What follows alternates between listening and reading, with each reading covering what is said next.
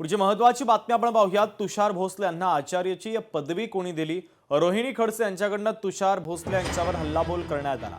खडसेंकडून तुषार भोसलेंचा तात्या विंचू असा उल्लेख करण्यात आला। मंत्री संजय राठोड यांनी ऑपरेशन टायगरच्या संदर्भात एक सूचक विधान केलंय। आगे आगे देखो होता है क्या असं संजय राठोड यांनी म्हटलं, तर पुन्हा राजकीय भूकंप होणार असल्याचं देखील राठोड यांनी म्हटलेलं आहे।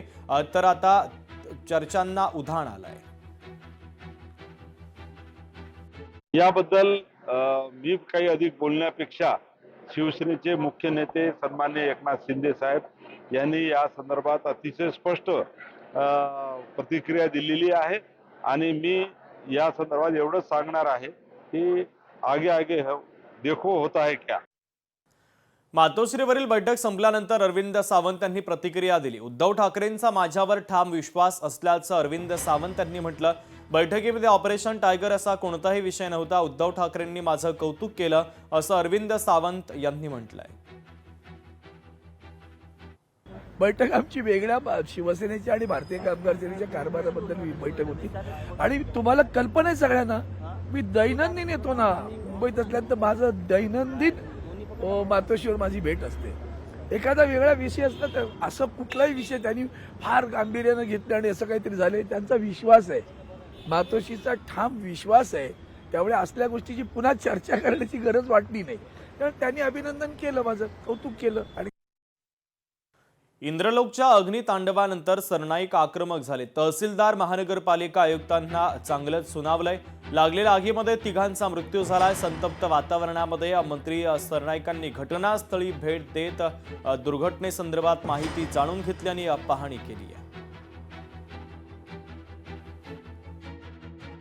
तहसील कार्यालयानं फक्त डोळेझाक केलेली असं दिसतंय, महापालिकेनं डोळेझाक केलेली आहे। कारण खरं तर तहसीलदारांची जबाबदारी आहे की अशा प्रकारे कांदळवनाची कत्तल होत असेल, भूमाफियांच्या माध्यमातून तिकडे भरणी होत असेल, त्या ठिकाणी अतिक्रमण होत असेल, शासकीय काही जागा असेल तर त्या शासकीय जागेवर जर झोपडपट्ट्या होत असतील तर त्या ताबडतोब खाली करणं किंवा ती ज्या जमिनीवर असं अतिक्रमण होत चाललेलं आहे, भरणी होत चाललेलं आहे, ते होऊ न देणं हे कर्तव्य होतं। महापालिकेच्या लोकांनी ताबडतोब यावर कारवाई करून ज्या झोपड्या त्या झोपड्या काढल्या पाहिजे। एवढी सुविधा सर्वसामान्य जनतेला सुद्धा जे अधिकृत घरांमध्ये राहतात त्यांना सुद्धा मिळत नाही, तेवढ्या सुविधा इथं ह्या भूमाफियांनी करून दिलेल्या आहे। ही दुर्दैवाची बाब आहे।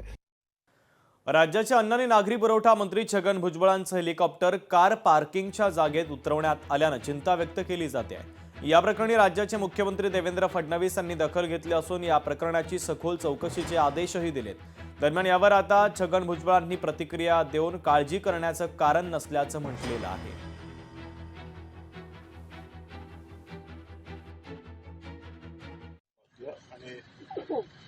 पोलीस कमिशनरला सुद्धा संपर्क केला, ते म्हणाले चौकशी सुरू आहे। काही लोकांनी तेव्हा बोलून घेतलेलं आहे, कारवाई सुरू आहे। एका कंपनीमध्ये काम करत असताना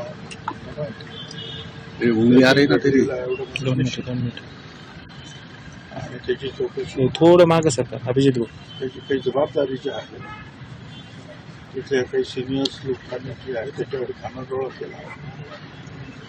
अशी सुद्धा माहिती जी आहे संबंधित तक्रार केल्या। तर कमिशनर साहेब म्हणाले की आम्ही सगळ्यांची चौकशी करणार आणि कारवाई करणार।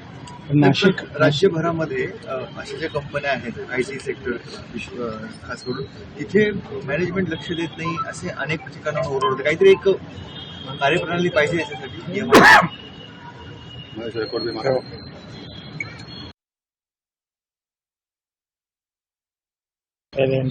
साधारणपणे आयटी कंपनी